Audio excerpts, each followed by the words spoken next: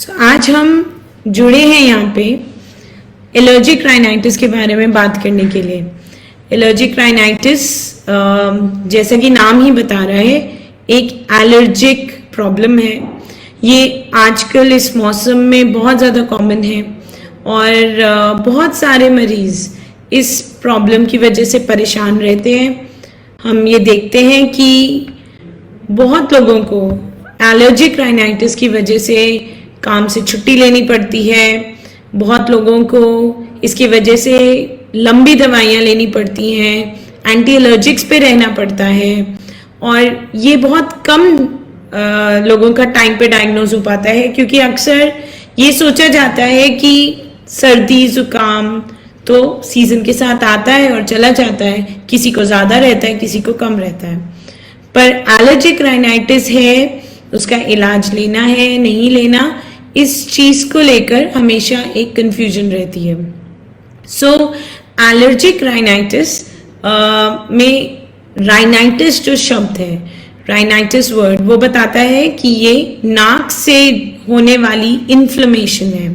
सो ये बेसिकली नाक, गला और छाती को इन्वॉल्व करता है और इसके अंदर एक इन्फ्लेमेशन और स्वेलिंग बन जाती है, जो कि नाक की म्यूकोजा, नाक की लेयर से लेकर गले की म्यूकोजा तक जाता है और ये एक long term runny nose, nasal block, nasal congestion के साथ साथ लॉन्ग टर्म कफ भी कर सकता है। सो एलर्जिक राइनाइटिस यूके में 5 लोगों में से 1 लोगों में होता है और यूएस के डेटा के अकॉर्डिंगली भी ये 7 to 8% लोगों में होता है, जिसमें से बच्चों में अगर देखा जाए तो 40% बच्चों तक को एलर्जिक राइनाइटिस की कभी ना कभी प्रॉब्लम हुई होती है। सो एलर्जिक राइनाइटिस 2 तरह से होता है। Some people they get it seasonally, मौसम चेंज हुआ, सर्दी का टाइम आया, बारिश का टाइम आया, इंडिया में देखा जाए तो पोस्ट दिवाली सीजन आया और एक खांसी शुरू हो गई, एक जुकाम शुरू हो गया या नाक बंद होने लगा, और ये सीजनली हर साल आ रहा है। हर साल पेशेंट को इसके लिए दवाई लेनी पड़ रही है। तो एक तो सीजनल होता है and there is another variety जिसको बोलते हैं पेरिनियल एलर्जिक राइनाइटिस, यानी ये थ्रू आउट द ईयर रहता है। जिनको ये थ्रू आउट द ईयर रहता है उनको ये परमानेंट डिसेबिलिटी की तरह तंग करता है, बिकॉज ये खांसी जाती नहीं है, ये नाक की डिस्कम्फर्ट जाती नहीं है। सो इसके क्या क्या लक्षण हैं, क्या सिम्टम्स हैं? एलर्जिक राइनाइटिस अगर सीजनल हो, एक्यूट हो, यानी कुछ दिन का हो, तो ये आम सर्दी की तरह होता है, जो 2 तरह से है, या तो नाक बह रही है या नाक बंद हो रही है। अगर आपकी नाक ज्यादा बह रही है तो वो भी म्यूकोजा के इन्वॉल्वमेंट से हो सकती है नाक के, और अगर ये ब्लॉक है तो वो भी अंदर की सूजन के कारण हो सकती है।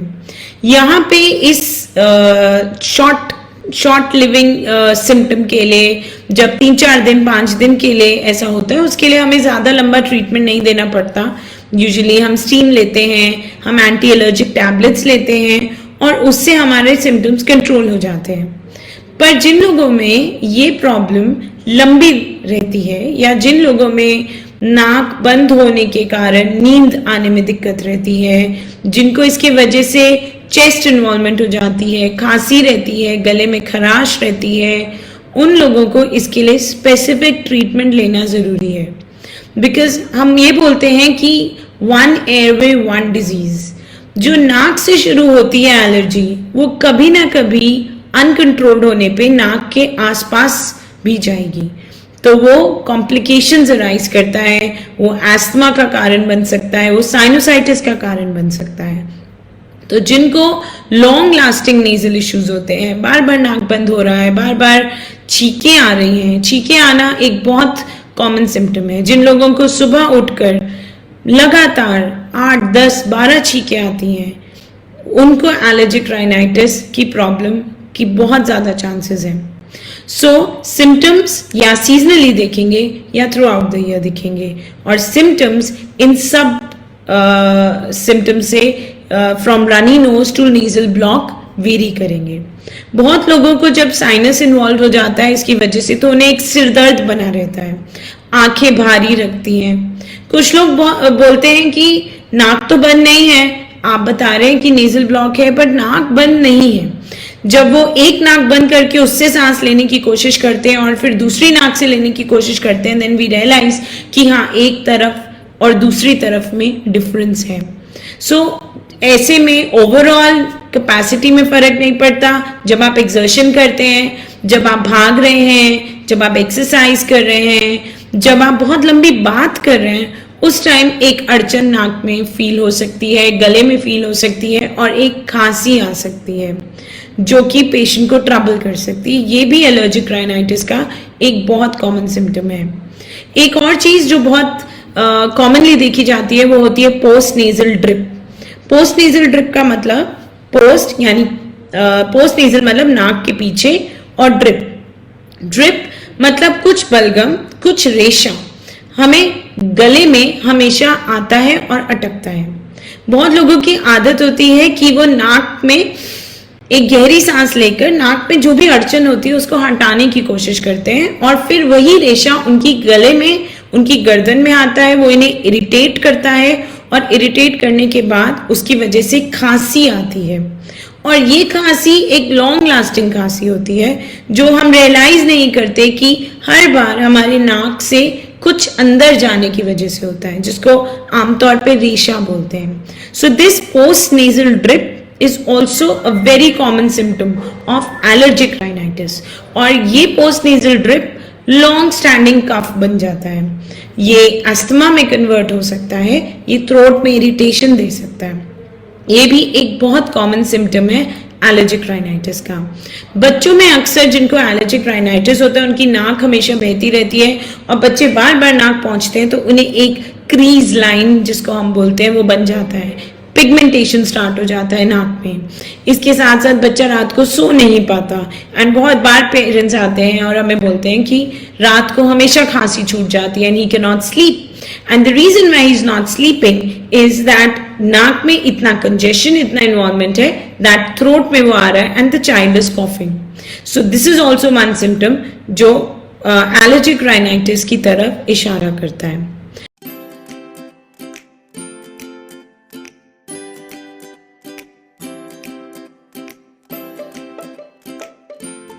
ये होता कैसे है और ये किसको होता है? अगर आपको कभी एस्मा की प्रॉब्लम नहीं रही है, आपके पेरेंट्स में नहीं रही है, तो आप ये सोचेंगे कि मुझे एलर्जी क्यों होगी या मेरे को और किसी चीज से तो कोई एलर्जी नहीं है।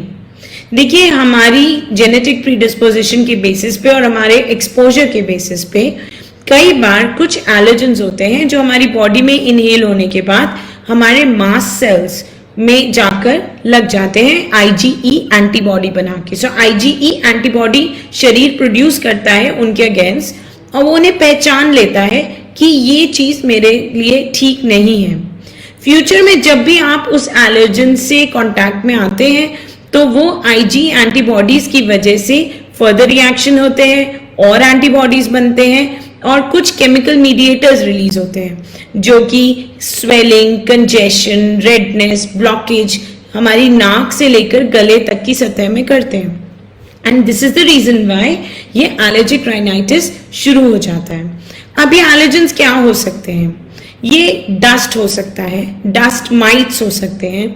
डस्ट माइट्स और डस्ट विजिबली साफ घरों में भी हो सकते हैं। आपकी टेबल के नीचे डस्ट की लेयर है, उसके अंदर पैदा हो सकते हैं, आपके मैट्रेस के अंदर पैदा हो सकते हैं।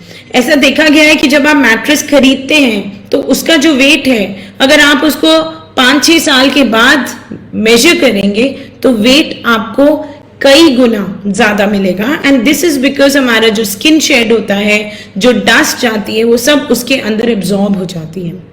This dust contains microscopic organisms called dust mites, जो कि एक strong allergenic substance है और इससे एलर्जीज हो सकती हैं। ऐसे में जब हम सो रहे हैं अपने बेडरूम में, जब हम रात को रेस्ट कर रहे हैं तो वो हम ब्रीद इन करते हैं और एलर्जीज होती हैं, या घर में जब सफाई हो रही है या डस्टिंग हो रही है या किसी भी तरह से धूल बन रही है तो ये सिम्टम्स आ सकते हैं। डस्ट के अलावा पोलन्स बहुत ज्यादा कॉमन कॉज है। आपने एक कांग्रेस ग्रास देखा होगा, एक घास जो अक्सर हमें गार्डन्स में दिख जाता है जिसपे छोटे छोटे फूल होते हैं, पार्थेनियम कांग्रेस ग्रास, ये बहुत ज्यादा कॉमन एलर्जन है। इस तरह बहुत सारे फ्लावर्स में भी पोलन्स प्रोड्यूस होते हैं जो कि एलर्जी कर सकते हैं। Another common cause is moulds. Moulds यानी फंगस। जब कहीं सीलन होती है हमारे घरों में, कहीं धूप नहीं आ रही किसी कोने में, और अगर दीवार में सीलन आ जाती है तो वो फंगस जो है वो भी एलर्जी कर सकती है।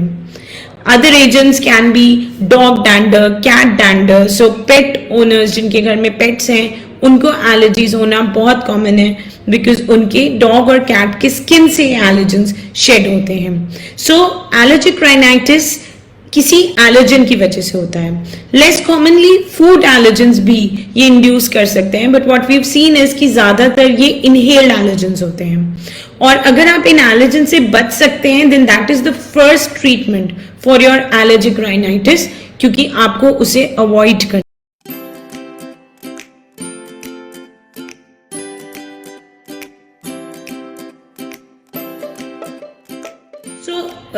ये हम कैसे अवॉइड करेंगे, हमें कैसे पता चलेगा कि हमें किस चीज से एलर्जी है? ये पता करने के लिए पहले तो हम सेल्फ डिटरमाइन कर सकते हैं, we can be more vigilant, और उससे हम ये जान सकते हैं कि किस किस चीज से हमें एलर्जी हो रही है, किस किस चीज से एक्सपोजर के बाद उस दिन हमारा नाक ज्यादा बंद है, हमें ज्यादा रनी नोज आ रहा है, हमें छींकें बहुत ज्यादा आ रही हैं, या हमारी खांसी शुरू हो रही है जो सूखी है, इरिटेबल है और गले में खराश दे रही है।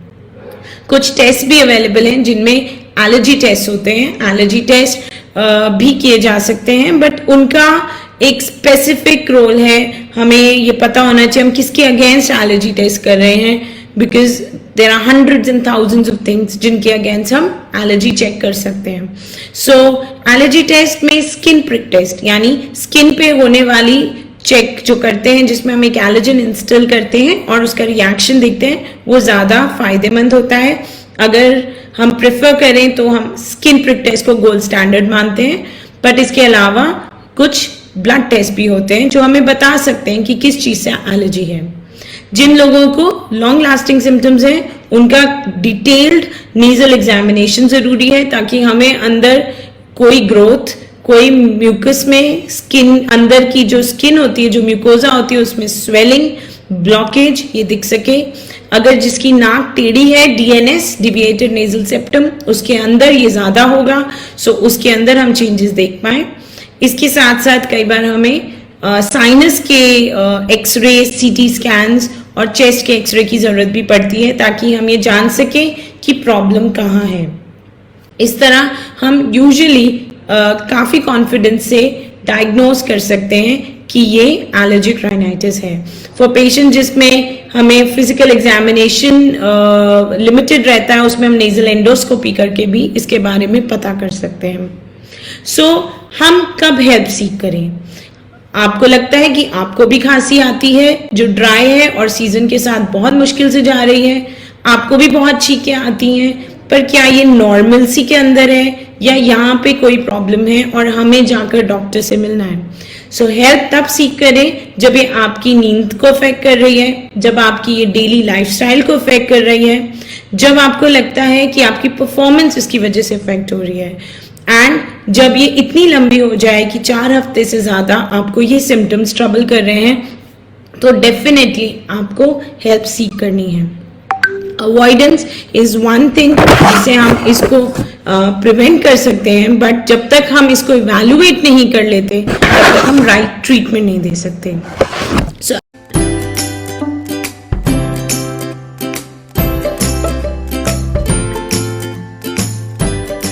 पहला है स्टीम इनहेलेशन। स्टीम इनहेलेशन बहुत पावरफुल टूल है जो हमारे नाक की म्यूकोजा में जो स्वेलिंग है उसको कम कर सकता है। सो स्टीम इनहेलेशन हमें डेफिनेटली मदद करेगा। सेकेंड है salt water irrigation. Salt water irrigation जो है वो आयुर्वेद में जल नीति की तरह किया जाता है। सो जो लोग योगा करते हैं वो जल नीति टेक्निक करने से भी इस इन एलर्जेंस को डेली बेसिस पे हटा सकते हैं। मेडिकली इन एलोपैथी हमारे पास सॉल्ट नेजल वॉशेस होते हैं। हम नॉर्मल सलाइन के 2 तरह के वॉशेस अवेलेबल होते हैं, one is isotonic wash and hypertonic washes, depending on patient to patient हम वो यूज कर सकते हैं। उसका काम ये होता है कि ऑन अ डेली बेसिस जब आप सुबह और शाम नेजल वॉशिंग करते हैं तो आप एलर्जेंस को on a daily basis clear out करते हैं और इससे आपके अंदर जो कैस्केड शुरू होता है एलर्जी का वो प्रिवेंट हो सकता है। So salt water irrigation of the nose is a very important and effective treatment जो हम allergic rhinitis के लिए कर सकते हैं। इसके अलावा ओवर द काउंटर एंटीहिस्टामिन्स यानी एलर्जी की मेडिसिन जैसे हम जानते हैं सेट्रोजिन, हम जानते हैं फेक्सोफेनाडिन, एलेग्रा के नाम से, आजकल बहुत पेशेंट्स मॉन्टेल्यूकास को जानते हैं, मॉन्टेयर जानते हैं। बहुत सारी ओवर द काउंटर ऐसी एंटी एलर्जिक्स मिलती हैं, एंटीहिस्टामिन्स मिलती हैं जिनको दिया जा सकता है, जो पेशेंट यूज कर सकते हैं और उनको आराम आएगा। बट एट अ स्टेज जब ये नाक में स्वेलिंग की तरह बन जाता है, जब ये नेजल ब्लॉकेज करता है, उस टाइम पर हमें intranasal anti allergics and intranasal steroids भी देने पड़ सकते हैं जो कि नेजल स्प्रेस के फॉर्म में आते हैं। अब नेजल स्प्रेस 2 तरह के होते हैं। पेशेंट्स को बहुत डाउट होता है कि हमने सुना है नेजल स्प्रे यूज करने से आदत पड़ जाएगी। नेजल स्प्रे जो डिकंजेस्टेंट होते हैं जो ब्लॉक खोलते हैं वो नेजल स्प्रेज हम रेगुलरली नहीं देते, हम इंट्रानेजल स्टेरॉइड्स देते हैं और ये हमें हेल्प करते हैं।